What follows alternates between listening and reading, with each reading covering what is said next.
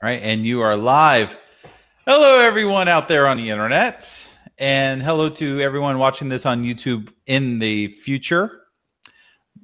We'll give we'll give it a couple minutes. I see people coming into the room. If you're in the room, yeah, future watchers are fantastic. If you're in the live show and you know who you are, tell us who you are in the chat, or tell us where you're from. That's probably the most important. What we learn is 2 or 3 people will go in and say, "I'm from blah blah blah," and everyone else will just ignore us. Dylan Sheffer in the house. Dylan has work to do. Get to work, Dylan.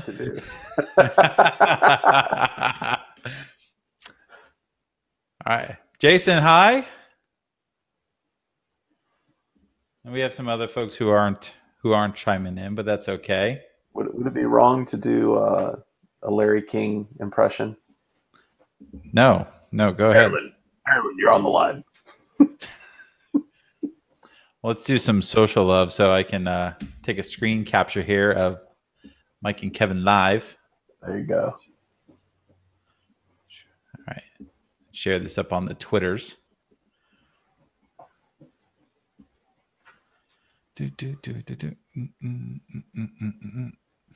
Jason, how did you hear about this? I know how Jason heard about this. Oh, you do? You know Jason? Yeah, I know Jason. Okay. I find that a lot of people at the live show I know personally, and they're doing it because of me. I got you. Yep. Mike, I got a good picture of you, so don't worry. Very good. God, we had headshots done at the office a few weeks ago, and it's the one that I sent in for the pic for the promotional materials. I'm like, I look like such a goon. like the one time in my life I get somebody to professionally give me a professional headshot, it looks awful. I'm probably a month or so away from getting some new headshots done. Yeah. All right, let's add an image, and we'll go. We'll. All right. There we go. We're live. All right. All right. Well, you know what? We'll just go ahead and kick this off. People will come in as we move forward. I have some fancy smanchy slides. Let me go ahead and start those. All right. So the official start of the show is right now. Hi, everyone. My name is Kevin Griffin. Welcome to the Swift Kick Show. I'm joined today by my very, very special guest, Mike Rollins. How are you today, Mike? Doing well. Thank you for having me. Thank you to everyone who showed up. If this is your first Swift Kick show, welcome. I hope you get a lot out of it. If you've been to ones in the past, you already know this ordeal. You can just sit back and relax. I run a company called Swift Kick. That's where Swift Kick Show came from. Swift Kick is a software training and consulting company. We're based out of lovely Chesapeake, Virginia, voted one of the top 3 most boring cities in the United States. I believe that's an official stat somewhere. But that's okay. Our mission in life and careers is to make software professionals better at what they do. Whether that's coming in and teaching them how to do something or working with them directly through consulting to make sure everyone's happy. We're all just here for self-improvement. We're on the socials. So if you're on Twitter, that's where we're the most active at Team SwiftKick. We're also really pushing our YouTube channel, which I can just push the link out on chat right now. We would love it if you haven't subscribed already to go subscribe and hit the bell for notifications. We put a lot of really good stuff up there. And this show in particular will be on YouTube sometime next week. And Mike, you have our YouTube channel, don't you? I do. I do have a YouTube channel. Well, and I think we'll talk about that more here in a minute because you just posted some pretty cool stuff. And I think that will be good conversation before we let you go talk about what I like people it. probably came to listen for. We have some shows coming up. I have a whole bunch of them confirmed, but we're trying to get some details out of the people. But our next show in 2 weeks is with Mr. John Ruda. I'm not quite sure what John's going to talk about. I hear he's amazing too. So we'll see. Definitely make sure to show up for that one. I'm not sure what he's going to talk about, and I'm also trying to get scheduled on his podcast. So we're doing a trade here. He's going to do my show, and I'm going to do his show. What are you going to talk about on his show? I have no idea. We'll figure that out when we get to it. It's all TBA. Yep. I always make this invitation out to the community. If you'd like to come on the Swift Kick show and talk about something you're passionate about, we would love to have you. Just reach out to us on Twitter or just leave a comment here in the YouTube video, and we will reach out to you and we'll get this hooked up. It's not, you don't have to be an expert. You don't have to particularly know what you're doing. We just want you to come talk about what your passion is. But my good friend, Mike Rollins, here in a couple minutes, he's going to talk about speed and stability in mobile and web. And Mike, you did this talk at RevolutionConf a couple weeks ago, correct? Yes, I did. Well, and I'm sorry for the folks out there who missed RevolutionConf. It was an amazing conference. I'm not saying that because I co-run it. I'm saying that because it's really an amazing experience. But we'll hopefully be back in a year and a half or so. We're not quite sure when our next iteration is going to be. But let's take a couple of minutes and talk to you, Mike, a little bit more about what you're doing. What do you work for? Let's start there. What do you do? I currently work for a company called Outlier, Outlier AI.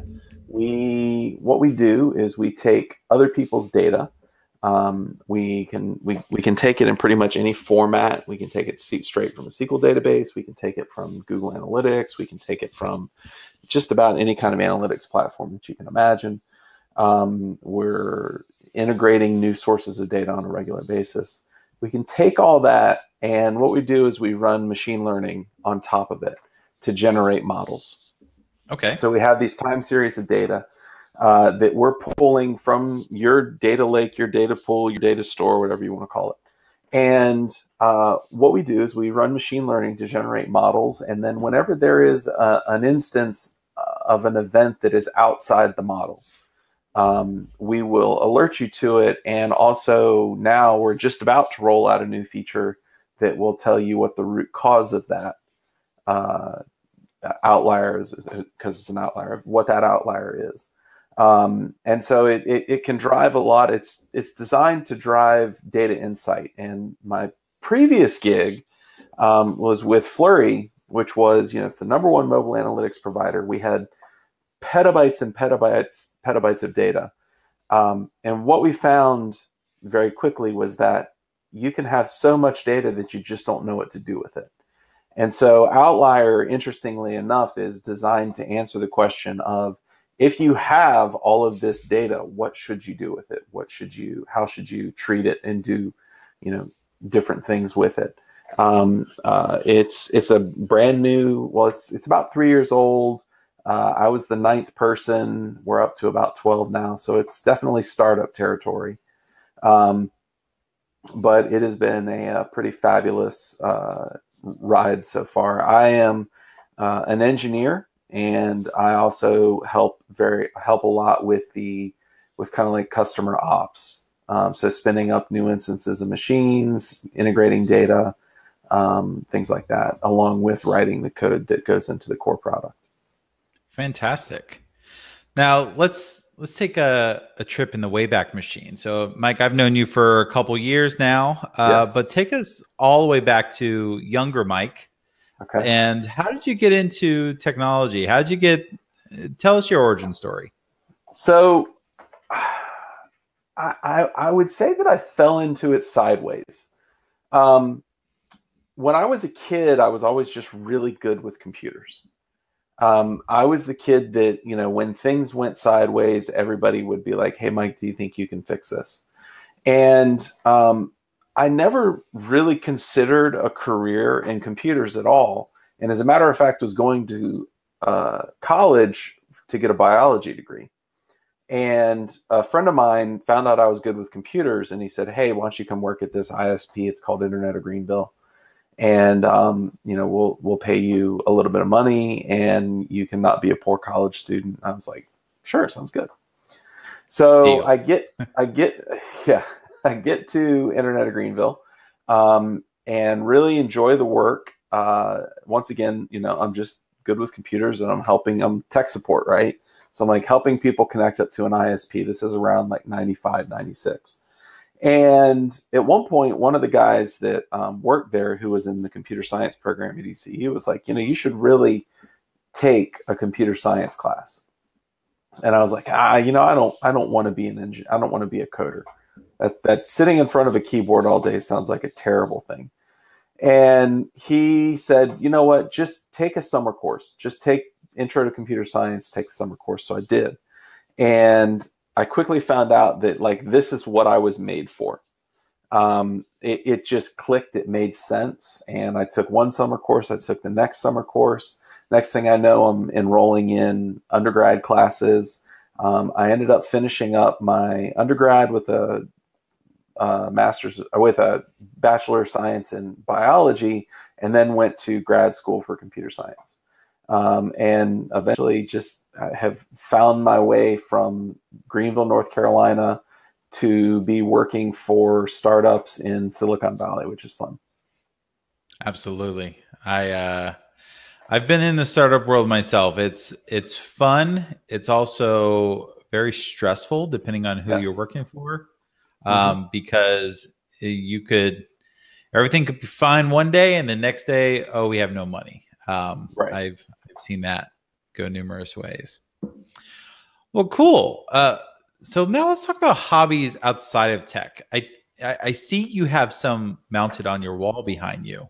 Yes. And I know that's not all you do. So what do you do when you're not in front of a keyboard, Mike? So I fly drones. I'm into videography and photography. What's interesting is that the drones actually started first, and I kind of fell sideways into actually developing a passion for making videos. I guess I can officially call myself a vlogger.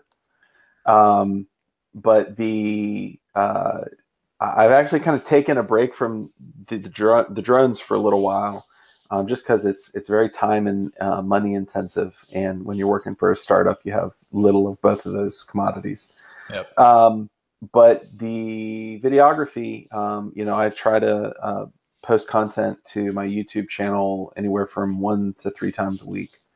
And part of it is I kind of want to figure out how YouTube works. I want to understand how to make that thing work for me. But part of it is just that I like being able to talk at a camera. I'm kind of an outgoing person. I enjoy the process of, you know, conceptualizing what a video is going to be, filming it, and then editing it and putting it into a palatable format that other people enjoy. So, you know, I'm definitely not anywhere near Casey Neistat level in terms of how many subscribers I have. I think I got like 136. You have more than SwiftKick at the moment. But it is something that I actually truly enjoy, and something that I will probably continue to give a lot of time to. That's awesome. I was watching I've watched a couple of your videos. I've watched all of them, but I've been watching a couple of them recently because you've been more active at it. I have. As of lately. And so last week you posted a great video about using your iPad as a development machine. Yes. And you know, I'll go find the link while you're talking later, and I'll drop it in the chat. But it's fascinating. So I don't want to take away your glory. Talk about your idea leading up to the video. Sure. So so starting this new job, I'm remote, and that gives me a lot of flexibility, and it also gives me a lot of potential to work from different places. And, you know, I was sitting on the beach with my family over Memorial Day, and I had this crazy harebrained idea of, man, it would be awesome if I could maybe just like take an iPad out to the beach with my family, because I know my family's going to be going to the beach on a regular basis, and do some work from the beach and still be able to participate with my family. And that started me off on this idea that, is it possible to even make an iPad work as a development machine? The short answer is that it is possible. It's doable. It takes some special tooling in terms of, you have to have a backend server that you can SSH into. But I found two particular apps on the iPad that are very useful, which are Blink Shell and another one called Coda. But Blink Shell is, I can't remember who they're from. Coda is from Panic, which is pretty well regarded. Coda is an IDE basically for web, but in the stack that we're in, which is JavaScript and Ruby, Coda handles that very well. And so the general workflow is, I have the machine that's in the cloud that I can SSH into and control from a command line with Blink Shell. And then I SFTP the files back and forth from the machine using Coda, and can edit them on my iPad, and then send them back up. And then I can go back out to my shell and do things like commit and things like that. It was really kind of a fun project to get into. It probably took me all told about 3 weeks to really figure it out. And it's been very nice to be able to, get into like our backend servers and, do things with just an iPad. Whereas before I would have had to, this is a big 15-inch MacBook Pro. Carrying that thing around is kind of a pain. And so it's nice just to be able to take, like, say, the iPad into the house. Because, by the way, in case you didn't pick up on that, I work remotely. I'm in a shed. And so I'm in the shed too. I can leave. Woo! Shed quarters unite. I can leave the laptop out here and still have, do some light work on the inside of the house without having to run back out here, say, if it's raining, like it's been doing a lot recently. That's awesome. One of the things I do it's not exactly the same, but it's similar, is I have, through consulting, a lot of legacy systems I have to administrate. Mm-hmm. And like, I don't want to keep those development tools on my machine. Like, I don't want to keep development tools from the mid 2000s on my machine, because they're just bloat. I only have certain uses of them. So I create cloud services, machines I can remote into that have all those tools. Mm-hmm. And I only pay for what I use compute wise. So if I turn the machine on, use it for 2 hours and turn it off, I paid for like $1, less than $1 for that machine. Yeah. And they can be fairly beefy machines, like 812 cores with a ton of RAM. Mm-hmm. But I'm only paying like $1 because I only need it for an hour or two. But they're basically machines I don't have to keep track of, and I don't have to be home to use them.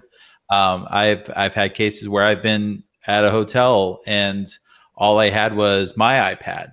Now I'm talking to a Windows machine, but I can remote desktop to any machine I want to on the iPad, and basically did the same thing. So it's really cool. That's where we're really kind of evolving to this thin client perspective, where it doesn't matter what my interface is, the server can be anywhere and I can still get my work done. I think that's the important part. As long as you can get your work done, it doesn't matter how or where the machine is. Yeah. Well, that's really cool. And I'll go find a link to the video here in a moment, so people can go watch it. I highly recommend it. And you dropped a new video today about disconnecting from notifications. Well, let's save that one for the viewer to go watch. I highly recommend it. Good. But let's go ahead and shift gears a little.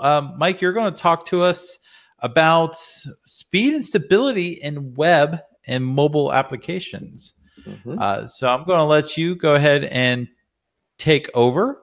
Okay. And as a note for the audience, if you have any questions at all during the talk, just put them in the chat. I will interrupt Mike at appropriate times to ask those questions for you. We'll also have a little bit of Q&A at the end of the session. But with that, Mike, go ahead and take over. Whoops, I started on the last slide. Hey, thank you. Thank you for coming, ladies and gentlemen. All right. So as Kevin has said very graciously, my name is Mike Rollins. I am with Outlier AI, and you can reach me on Twitter at Rollins.io. And today we're talking about speed and stability on a little bit more geared towards mobile, but I'm also going to talk about it from a web perspective. And, when I submitted this talk and, speed and stability and all that stuff, there's really a better name for this talk, which is start fast and don't crash. If you can accomplish those two things, then you can retain an extraordinary number of users right from the get-go. I am an interactive speaker. Now, I know that I can't see your questions right now, but Kevin has promised me that if anybody asks a question, he will interrupt me. I welcome you to ask questions as we go along. I find it makes the talk way more interesting to be able to go off on sidebars and tangents. If we get to a point where we're pushed for time, Kevin will let me know and we'll just power through. So, what does performance, just from a general standpoint, what does it affect? What does the performance of your app affect? What does the performance of your web service affect? And it affects two main things, which are super important. It affects user retention. If you have a slow app, people are not going to come back to it. I find a case in point I have is I find I open the Facebook app very infrequently nowadays, because whenever I do open it, it takes about 5 to 10 seconds to become active. And really, quite frankly, I don't want to wait that amount of time. The other thing is, if your app is crashy, then people are way less likely to come back to it, especially on the next day.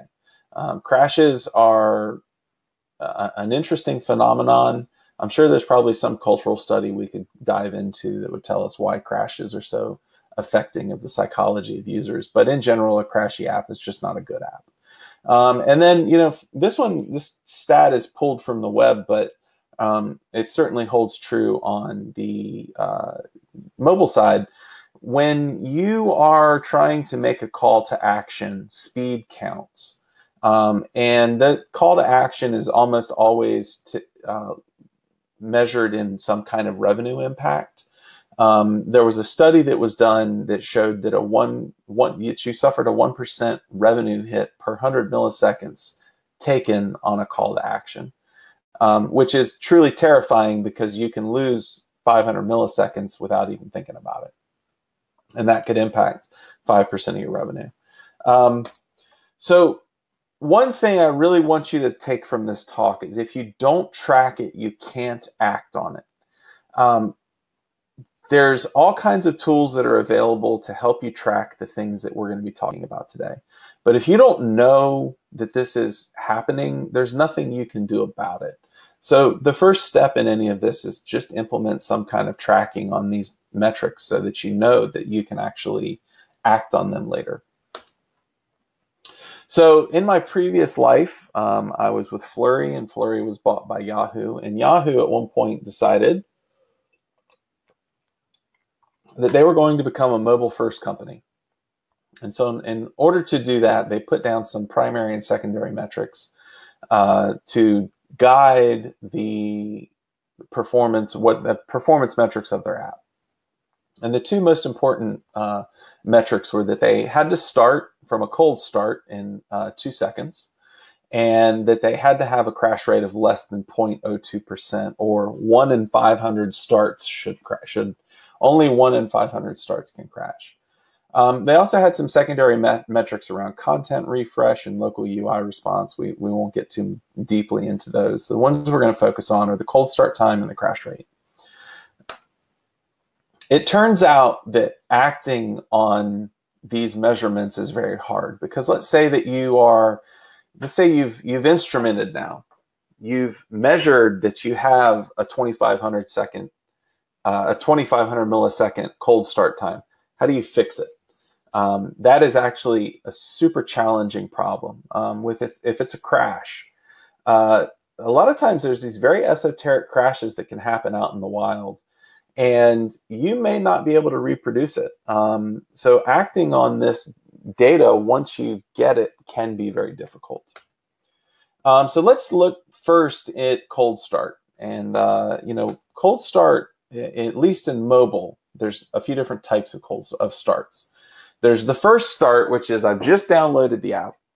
I'm super excited about having downloaded it, and I am opening it for the first time. And there's a lot of things that are happening now, like especially if it's a game, maybe I'm downloading a lot of extra content.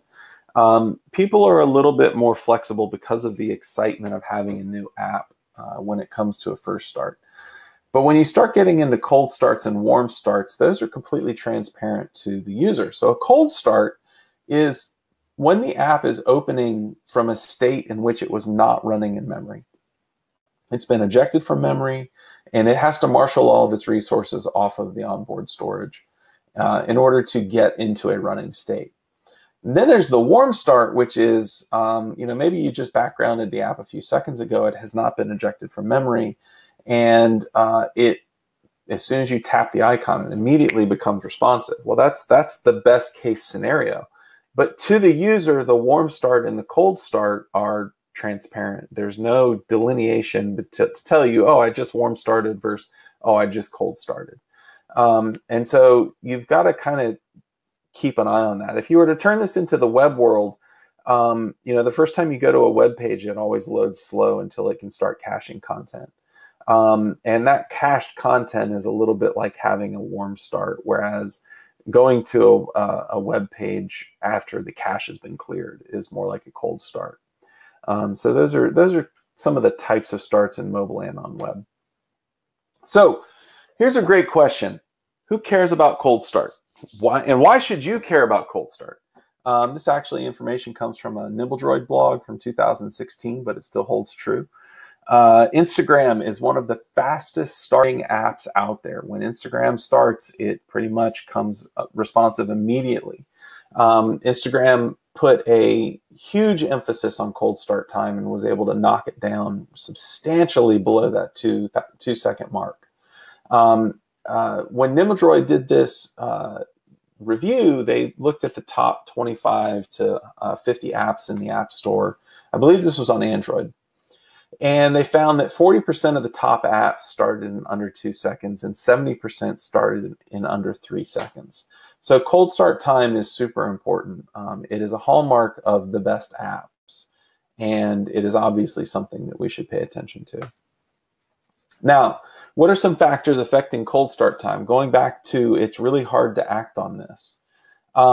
There's a lot of things that can affect cold start time. One of them is the efficiency of your code. If you have some super inefficient code that's getting processed on a cold start, then you're in trouble. You can have inefficient code living elsewhere in your code base, but if it's on your start path, then you've got a problem. One way this can show up is by thread inversion.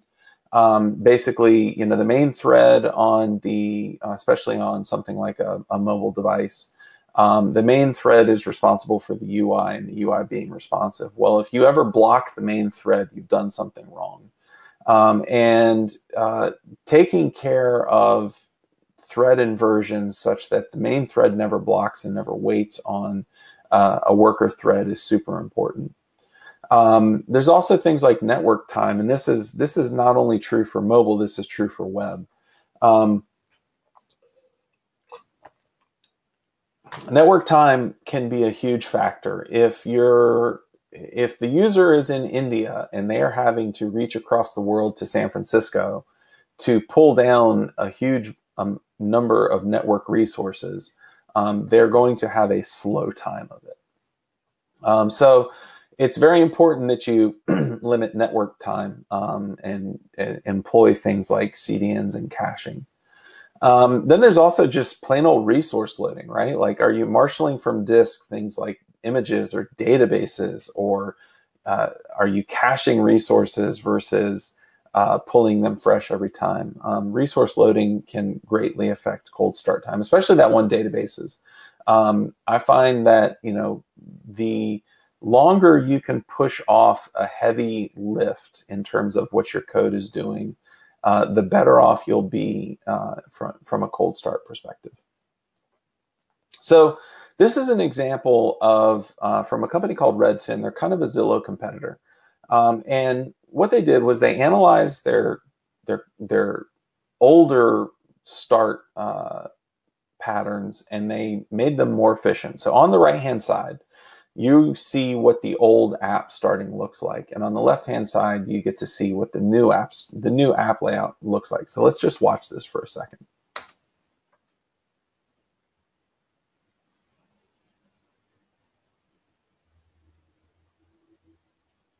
Now, what you can see first off is that a townhouse in San Francisco is $1.2 million. And I don't know that I personally want to pay that kind of a cost. So we're not moving to San Francisco anytime soon. But what you notice on the left-hand side is that app is usable and responsive and presenting better information much, much faster than the experience on the right. And that's really what users care about. From a perspective of which one of these is more user-pleasing, it is the app on the left. We'll watch it one more time. It loads up. It is now interactive. It's probably about a second faster. You can interact with it.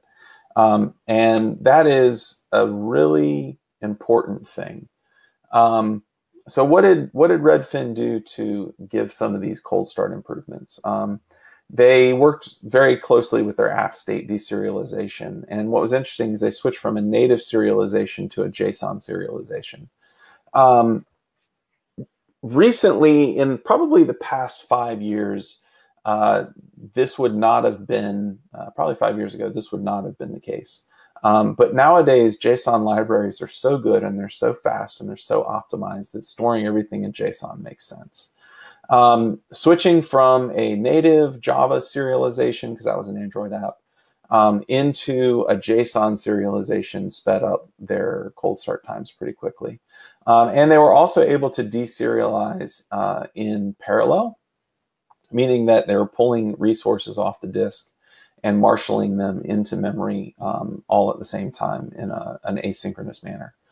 One of the things they did was they cached consistent data. So there's a lot of things on the device that just don't change very often, like the device ID or analytics data. That doesn't need to be touched necessarily on the app launch. However, those are pieces of information that are important, and so since they don't change and since they are important, you can cache them and make them available without hitting a resource call. And then the final thing, and what you notice with the example above, was that you can delay the below the fold content. And below the fold is more of a web term. It's been a well-known practice for a long time to delay below the fold. Like obviously, if you've got an infinite scrolling page, you're not going to load everything. You only load what people can see or what they might need to see in the near future. But even with Redfin, you can see that they delayed the loading of the image of the house. And that was actually pretty big. Like you see the price, which is what you're more concerned about, and then you get to see the house. And that also allows for an asynchronous layout, which is a really big advantage in terms of doing asynchronous content loading. So what are some of the tools for measuring cold start time? Well, it turns out that there's a few ways to do it. One of them is NibbleDroid, which I've used before. NibbleDroid has a pretty decent method for measuring cold start time. It is available on iOS and Android. And it's a worthwhile tool if you want to check it out. Manual logging and events can also be done, but you've got to make sure that you are paying attention to how you're logging these events. What this looks like is you start some kind of a timer when the app launches, and when you've decided that you've reached a state of being fully launched, you stop the timer and then log that as your cold start time in an event. One really useful way to check cold start time, and this is more of a sanity check, it doesn't scale, but it's super useful, is to actually video your app launching. If you point a camera down at your screen as you launch your app, you can see millisecond by millisecond what's happening. And you can scrub through the video to try to find what things might be taking longer than they should be. And then for the web, obviously, Google Analytics has some great tooling around load times and load times from initial request all the way to the page being fulfilled. And of course, I don't have it on here, but Chrome Dev Tools and Firefox Dev Tools, they're very useful as well. So let's talk about don't crash. Crashing is bad. Crashing has a really interesting psychological impact on users. It makes your app feel unstable. And as a result, crash rate directly impacts user retention. A 20% crash rate increases your abandonment of the app by over 100%. So a 20% crash rate is ridiculously high. Like, I would say you shouldn't even have released the app if you have a 20% crash rate. But the minute you start increasing your crash rate, you start losing users. And here's the other thing that's very interesting is that, you want to become a daily habit as an app. And users are 8 times less likely to return to any app the following day after a crash. Like I said, there's some kind of psychological thing that goes on that makes it feel not trustable, and that causes problems for user retention. And then this goes without saying that users with higher crash rates have lower engagement. If the app is crashing all the time, people can't engage with the app, and as a result, you lose out on user engagement. So what are some common causes of crashes? Well, this is, like I said, this is a small sampling, but making API calls that are bad, calling for things that aren't there. We've all done it, and it is not necessarily a great thing. All of us have seg-faulted and fallen short of the glory of God. Referencing memory that is not there is very easy to do, especially on something like iOS. Maybe you think you've got something in memory and you reference it, and it turns out that it's not in memory, and then you seg-fault. That's bad crash right there. Referencing resources that are not there. So maybe you try to reference an image in an image cache that has gone away. That can be a problem. Memory leaks and memory pressure.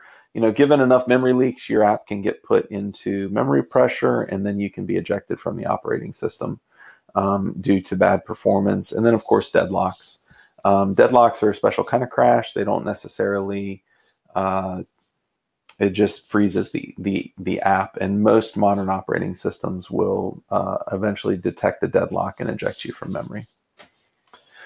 What are the mechanics of tracking crashes? And this is where things get interesting.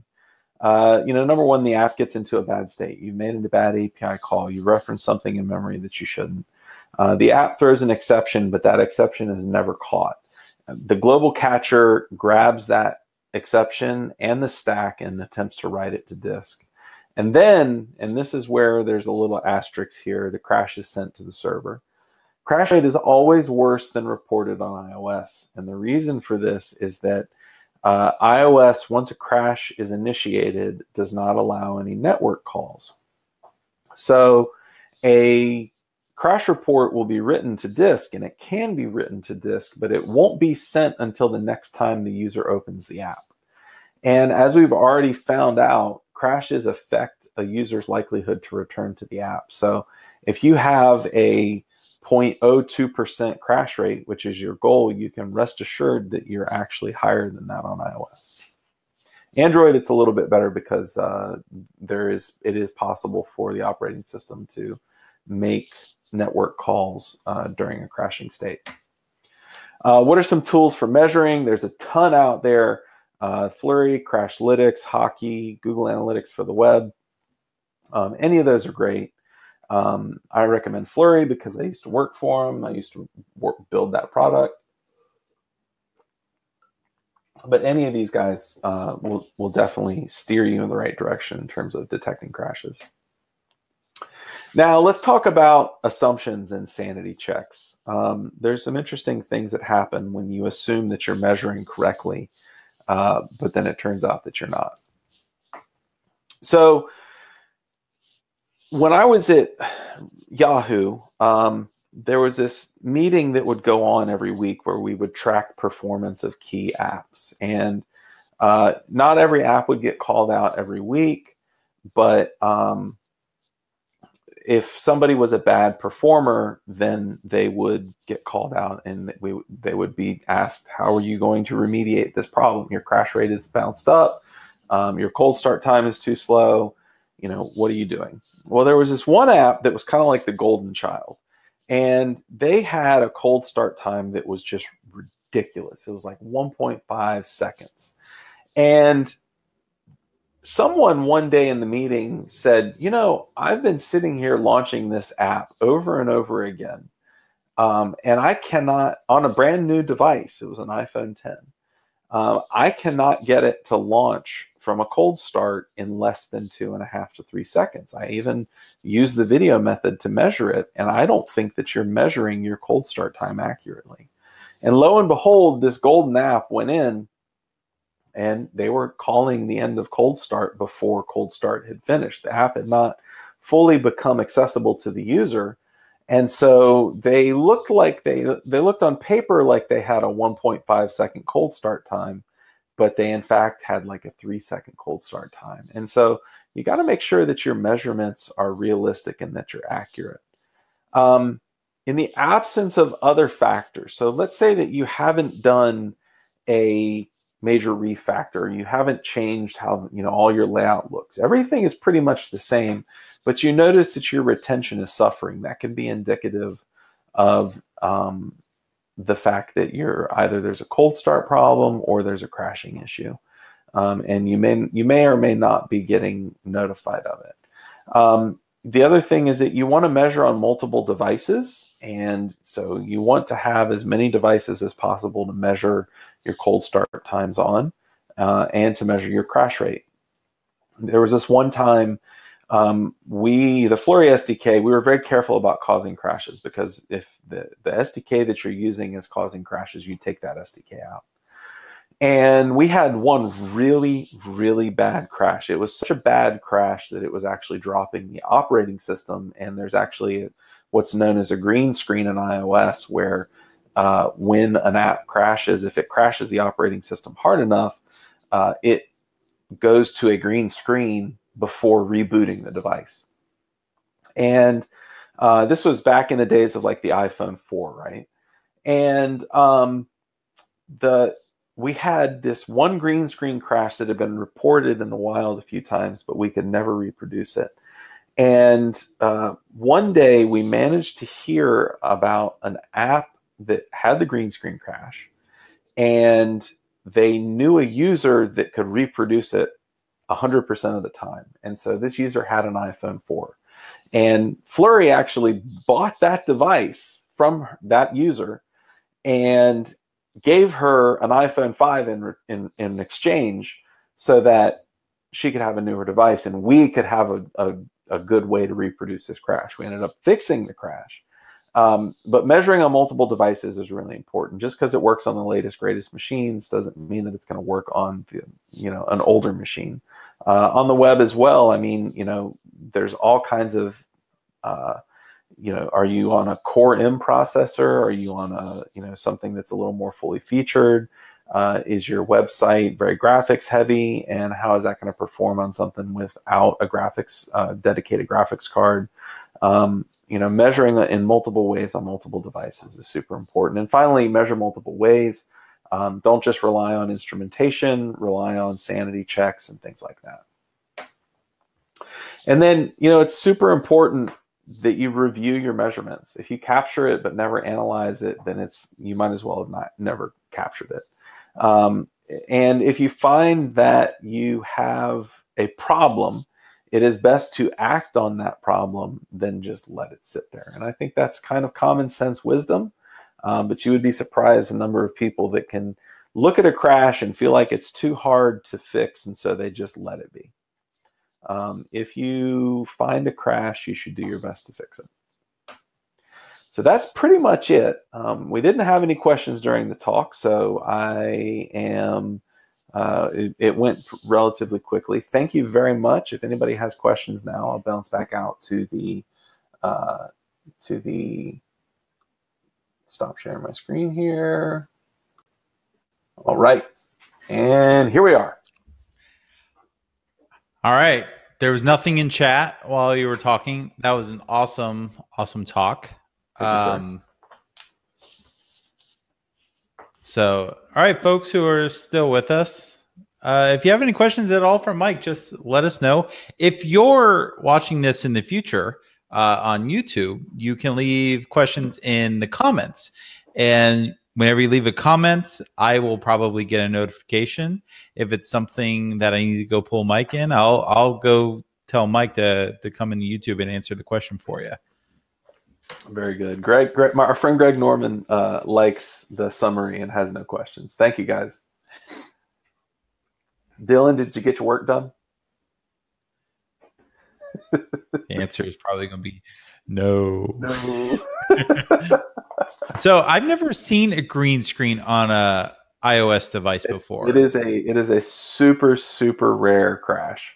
Really? It's one of these things that it's almost a fabled crash. I've seen it happen, so I know that it's actually there. But the iOS, when there's the blue screen of death when Windows crashes, well, it turns out that there's a green screen of death for iOS. Now they may have taken it out in more recent versions, because I've had some pretty hard crashes in the recent past where I didn't get it. It dropped the whole operating system and it did not go to a green screen. So they may have removed it. But there was at one point it was this really ugly color, like a vomit green. It was pretty bad.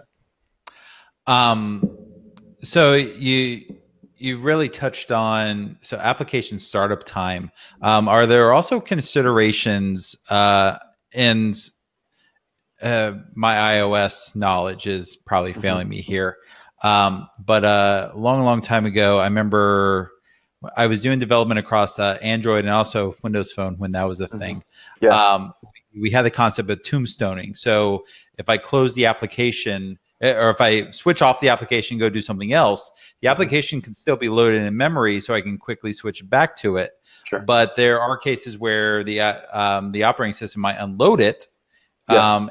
And I know iOS does this to a certain extent. Are there considerations that we need to take into account there? Well, that is, iOS and Android in modern times are super aggressive about memory use. Okay. And so as a result, typically you can expect that if you have hit the home button and you've been off the home screen for 10 seconds, you can probably rest assured that you've been ejected from memory. Okay. And therefore, your next start is going to be a cold start.